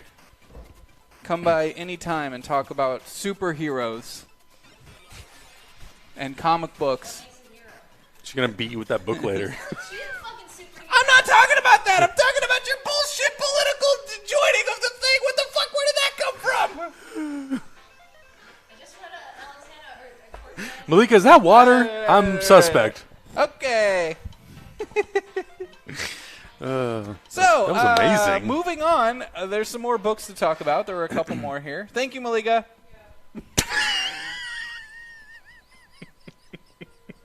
The most fuck you, yeah, I've heard today. That's why I love her. Oh, so good. That's the part that gets my heart. Guys, I hope you're entertained, because, God, I am. All right. Department H, Omnibus Volume 1. I stayed away from volumes this week. I love the volumes. That's my favorite part. Oh, They're no, really I'm long. nothing They're against them. long. I just wanted to make sure that I could get some comics in time. Yeah, it's true. Department H, Omnibus Volume 1. I've read the first couple issues of this book. I'm so excited to read the Omnibus. It's a Matt Kent book. We read the Boy Scout book 2 weeks ago. Same author, and you should definitely check it out. Yeah. Matt Kent does amazing, amazing stories. It's an undersea sci-fi mystery. DK says, "Are you hiring? I work for cheap." We can't even afford that. Death Orb Volume 1. So I started reading Death Orb, and I'm definitely going to finish it. It's the most anime of comic books I've read. Like, the first couple pages are super anime. There's literally a scene where somebody's attacking him, but it's like 20 arms. You know, it's very manga. What but the it's hell? Not. It's like very inspired by... I feel like the line work and quality has a I'll remember the artist's name in a little bit. Okay. Give me a sec. It'll take me a little bit. You know, the guy that did Tokyo Ghost and Batman with Snyder. He likes to draw cars. What's wrong with my brain right now? What's his name? You didn't go to bed at 6 a.m. What's You have his no name? excuses, you What's bastard. his name? I'm just bad with words. Give me a sec. I'll remember his name. Anyway, it feels like that style, but it also has this manga influence and anime influence. It's very over the top, so I'm excited to keep checking that out. Baldy, how dare you? How dare? How dare? He's kind of right, though. He's kind of right. It's kind of right. Deadpool number 13, tie into War of the Realms. Jesus Christ, this I cover. didn't realize that this run of Deadpool is basically the setting up in the movie world. And I don't know what the whole run is, but this book in particular, like he's living with a blind woman. It's got what's her name? Negasonic Teenage Warhead. Negasonic Teenage Warhead. She's in the book as well. So I didn't realize that they were making that tie-in in this run. If somebody's been reading Deadpool this run, let me know in the chat. But it's a fun book. The art's really good in this issue. Nice. It's a fun little run. He lands in Australia. There's some really good Australia jokes in there. Oh, God. There's a Tasmanian, they can't say devil character because of copyright issues and trademarks. So every time it says devil, it's crossed out. Nice.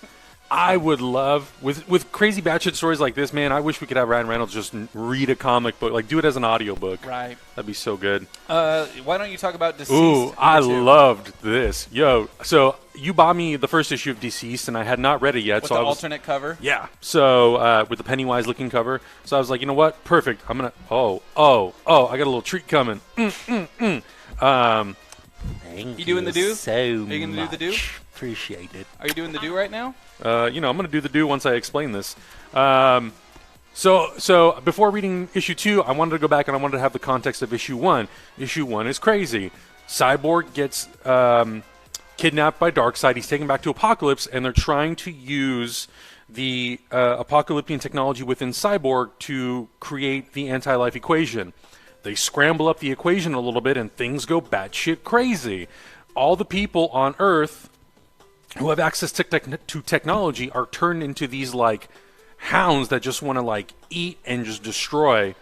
And issue 1 more or less ends with Batman being attacked in Wayne Manor by Nightwing and Tim Drake. Yep. And it is crazy. Like the artwork, it's a blood fest. It's a crazy blood fest. Yeah. Oh, is it? Oh, it's a blood fest. What? It's insane. It's so crazy. And then issue 2 sort of picks up with Aquaman being attacked, and then we go to Metropolis and we meet up with Lois, Superman, Damian, and John. And Superman is like trying to figure out what the hell is happening here and why the whole city is tearing itself apart. And he basically saves John and Damian from being sort of like taken over by this crazy thing, this crazy virus, more or less. And Batman encases himself in Mr. Freeze's suit. It's bonkers. And freezes himself to a point that it'll slow down the virus. And Alfred is literally like off to the side, waiting to just like shoot Batman if something goes wrong. And in the middle of all that, we also cut to Green Lantern, Green Arrow, and Canary. They're camping out in the middle of the woods. And Lantern gets infected by this virus. Oh, boy. So Canary and Arrow have to try to take down Hal Jordan, not knowing what the hell is going on. I walked into your room and saw you on this, like... I was like, what the fuck? It was so sick. It What? cut to that, and I was like, holy shit, that's how he saved himself? Using the Dude, cold this to is slow down crazy. my metabolism, No, you got the virus using within the me. cold to slow down my metabolism, decelerating the spread of the virus within me. Yeah. Oh, yeah. it's so freaking good. And then a character, should I just say it? I mean, you already went past it. No, okay. just, I mean, it's right there, but whatever. Some really, really cool shit happens, and I was like, oh my god, this is crazy. I'm so into this. I'm so happy to be at, like, number 1 of a new book, and seeing issue 1, then seeing issue 2, and I'm like, yo, please, let me get this 3rd issue, like, immediatamente. I need to read this, like, now. It's so sick. And because I am someone who, like, really has grown up with DC and loves those characters, regardless of kind of what's happening, I know everything. I know all the pieces. So I'm like, cool, this is the world and the characters that I know. So I'm like fully into it. It was great. Go check it out. Do it.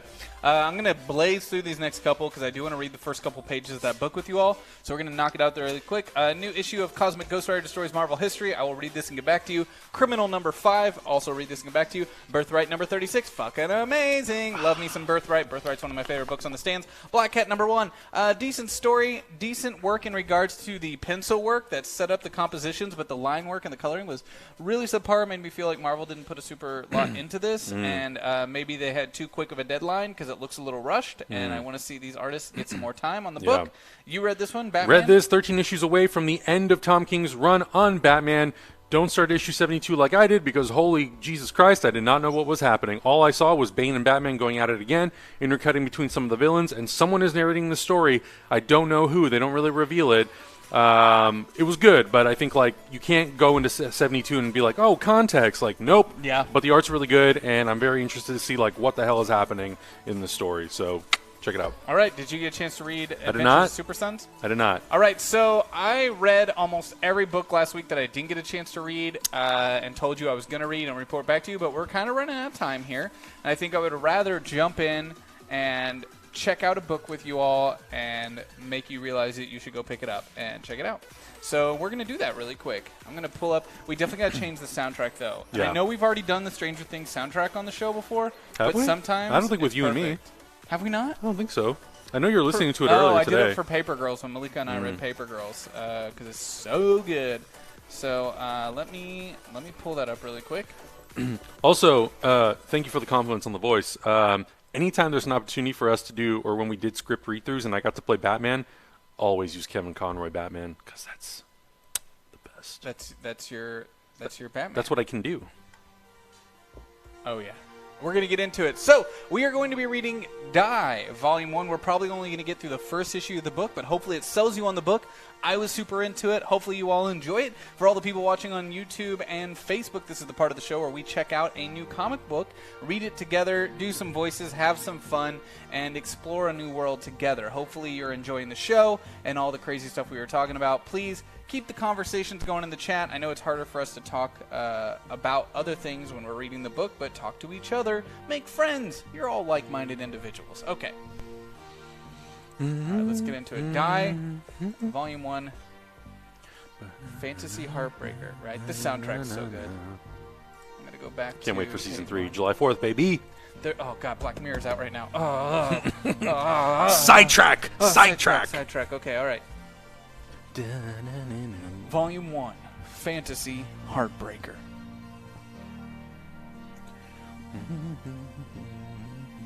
Anytime I see designs like this, I'm like, I'm in it.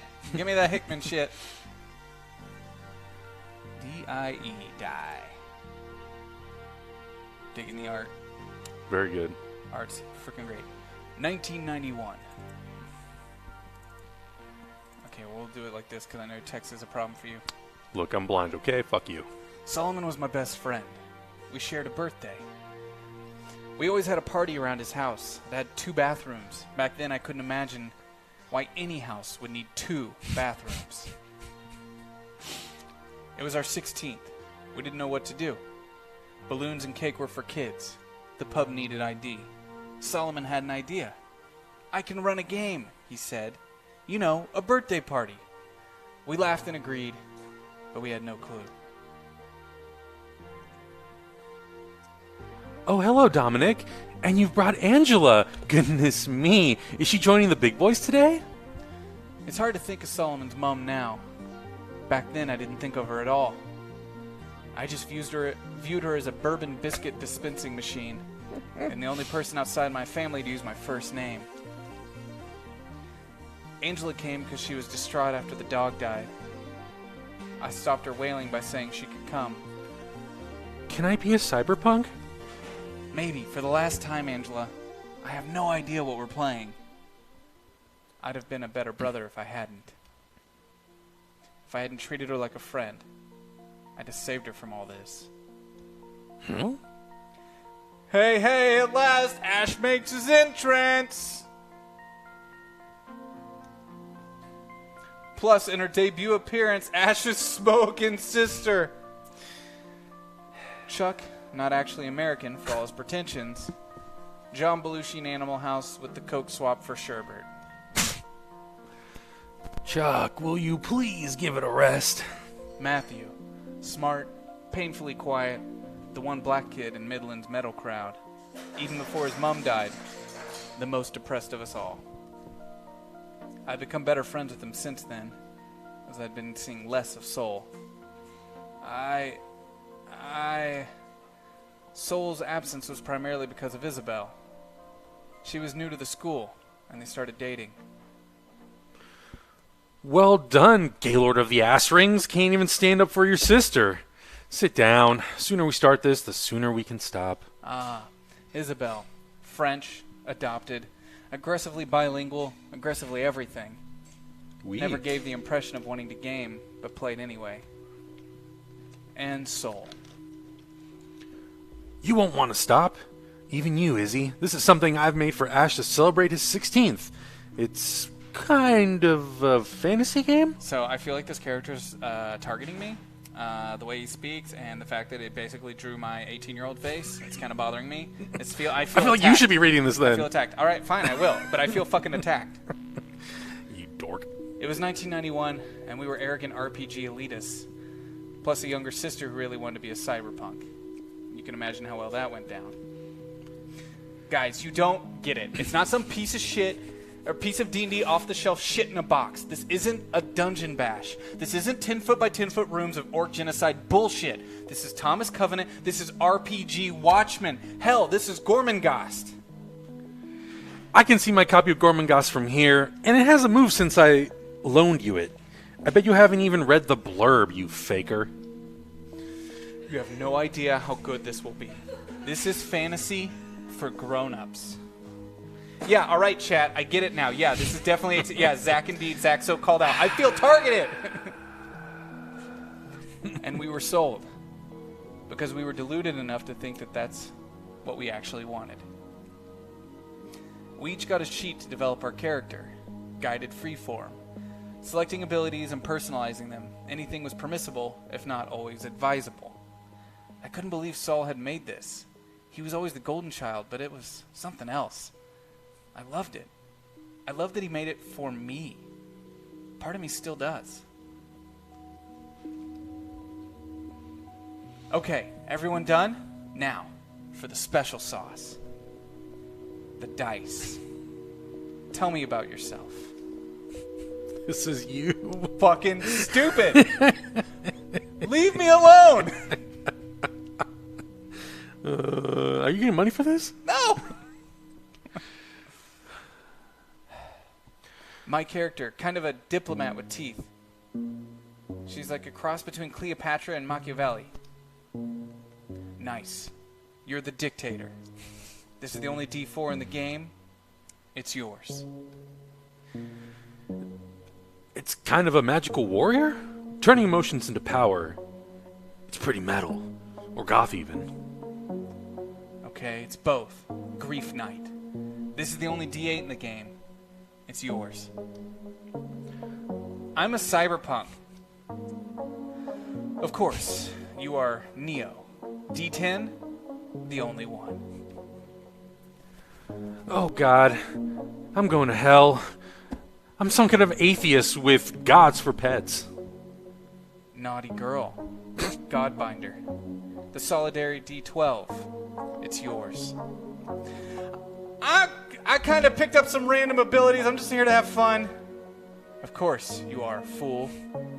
You get the entirely normal D6. Boring. So who gets the D20? I do. This is how you run all your shows. Do you play a character too? Yeah. It's an unusual game, and we're all in this together. I'm the master. Fuck you. Just fuck you right now. Fuck you. Welcome to Hyper RPG. Fuck you. What's up? Fuck you. Scary. Okay, these are fancy dice, but do we only get one dice? Ugh, will you ever learn? Wrong word. Yeah, it's die. He told us to roll them. We did. I can't say what happens next. My God. 2 hours later. Solomon?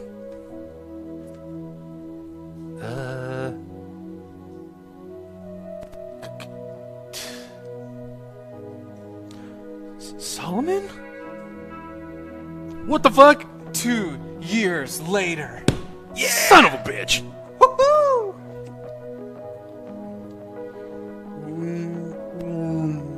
Whoa, what in the hell?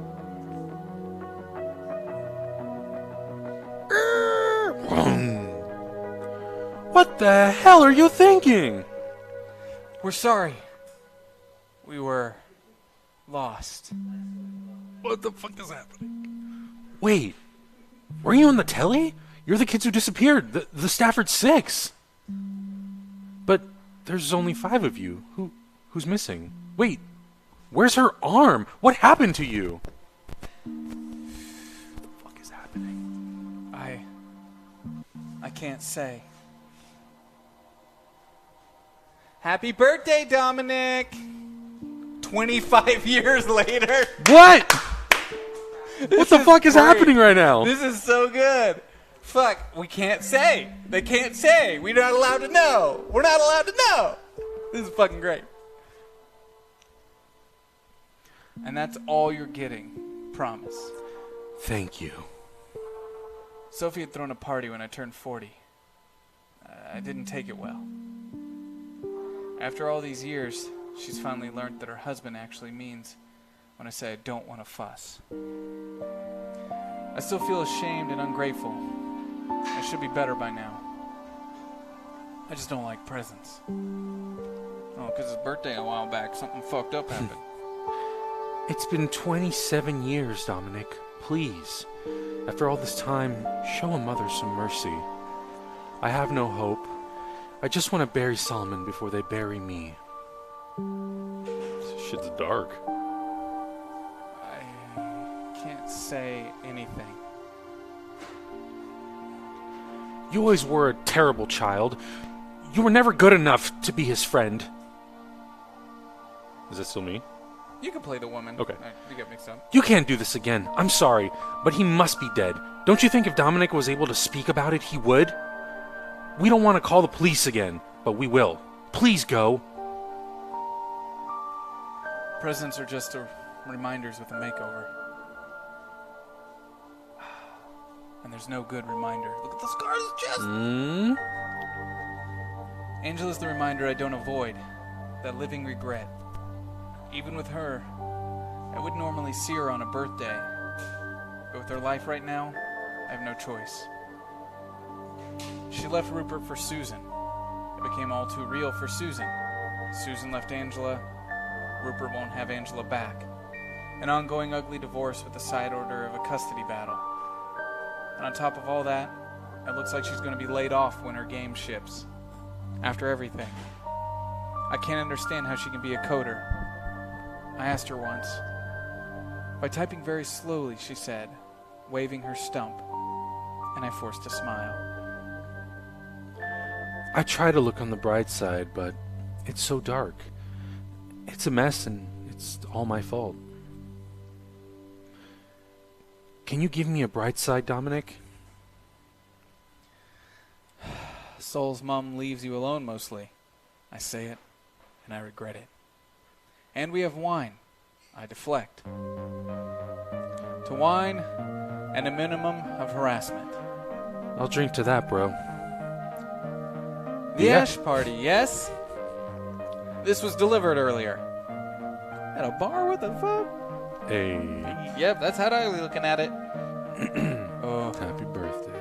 Are you okay? No, fuck. What the fuck you asked me that? Presents. Reminders. Oh, fuck. no! Oh, shit!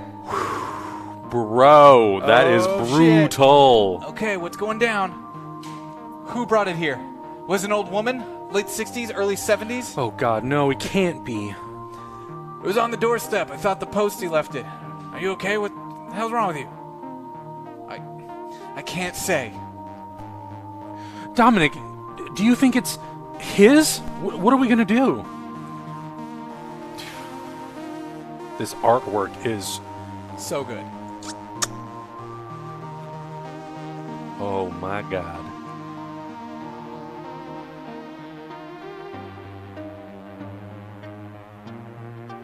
It's okay. You can do it. No. We can't make this decision on our own. We have to tell the others. Everyone came. Part of me was surprised. Half of them aren't even in the area anymore. They all have lives. The other part of me wasn't. Those lives, we all know who we owe them to. We meet at Chuck's place. I'm willing to bet it has more than 2 bathrooms. 25 years in and out of therapy, and I can't say a word. How does Chuck do what he does? I'll bet he does it the same way as he dealt with everything else. By never letting it get too real and not thinking too much. Oh, this is you. No. No? No. Oh wait, it is. It's the Yeah. it's the douchebag. Yeah. Hey, welcome to the house that the Portal of Pain film deal brought. Angela, how have things been? Another time. Chuck, are we late or everyone else is already here? Fiona has bust open the fizz and canapes. Fuck no. Hey, meet Angela and Ash, Fiona. Dominic, please. She's 20 years his junior. No, she isn't Chuck's first wife. Okay, I know I shouldn't say this, but Fiona reminds you of Fitzo, right? Oh, I guess that was him. Oh, in front. oh. It works. Yeah, whatever. He means Maria Wardell, upper 6th form when we were in 5th. Chuck never found out her name.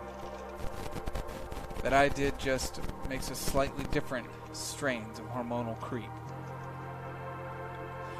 We're still in marketing, right? You should bid for the contract for the next book. Current Butch aren't exactly Vorpal sword sharp, if you know what I mean. I don't. That's a lie. But thanks for the tip. I'll pass it upstairs. I've never read anything Chuck's written, or seen more than a trailer for Portal of Pain. I've only viewed everyone else's lives at a distance. Hey there, Par. The gang's back together. I know the least about Isabel. Last I heard, she taught English Lit at secondary level. Either divorced once or twice. Bar Angela, I'm closest to Matt. He teaches at the local university. Statistics. Canapes. Okay. Dominic, it's been too long. The family seems to eat all my time. Don't worry. Life gets in the way. Is your dad well? He's good. Finally remarried. Their 5th anniversary last year. So it's been 5 years since we've spoken, at least. I'm a bad friend. And Angela, you're looking... Choose carefully. Old. We're all looking old. Ash, Dominic, before we start, I want to apologize. I was far from my best back then. I was not sufficiently, as the students would put it, woke. I don't have kids, so have no idea what that means. I deflect. And forget it. We were kids. It's okay. I barely remember it. I lie. Proving I haven't changed as much as I'd like to think. No, it's not okay, and I haven't forgotten, but thank you. I hope she has. I really do. Can we please all stop trying to bury this in fancy party food and champagne and bloody pleasantries and talk about it? I don't know. Can we talk about it? I heard Chuck stumble over the P word a minute ago. Why drag all of us into it? Why didn't you just take it to the police? Yeah, you said it was covered in blood? Why waste time when there's a chance he could be out there? The second we give it to the police, it's out of our hands. It's not as if they're going to let us keep it or, I don't know, do whatever with it. We can hand it over. We can throw it in a fire. We can throw it off a fucking cliff. Hell, my first instinct was to crush it with the nearest rock, but we should decide we're all going to live with the choice. Oh, shit! I can't believe I'm 43 years old and I'm petrified of a dice. Die. The word is die. Oh, shit. Oh, my God. Oh, shit. Please. No. Oh. And that is where we're going to end it. That is where we're going to end it right there. I'm not even going to turn the page. Yo, hurry. End this. I'm going to go read it. Thank you all so much for tuning into Comics and Coffee. This was the Comic Book Dive Volume 1. It came out today with an RPG book as well. A huge RPG book and character sheets all for free on their website. You should definitely check it out. This has been really fun. Adam, thanks for hanging out today. Of course, man. This is so much fun. Really I love everything that we've been reading on this show. At the end, I've been loving everything, and I'm like, cool. Need to finish this because I'm so glad we're getting to expose you to the world outside of superhero comics. Oh, I'm all about it. There's so much good shit out there. There's so much good stuff. And I hope that you guys are really taking a lot away from this as well. Like, if you read only certain types, only comics from certain, publishers, check out other stuff. There's so much good stuff out there. So much good stuff. Thank you guys so much. We will be back here Wednesday, but don't go anywhere. If you're on Twitch, stick around. Rat Queens is up next. And if you are on YouTube or Facebook, head over to twitch.tv/hyperrpg for Rat Queens, the live tabletop RPG, the official, unofficial show. You should definitely check it out. It's a lot of fun. And the Queens are going to be getting into all sorts of trouble tonight, as always. So thank you all so much. Have a good night. Bye-bye.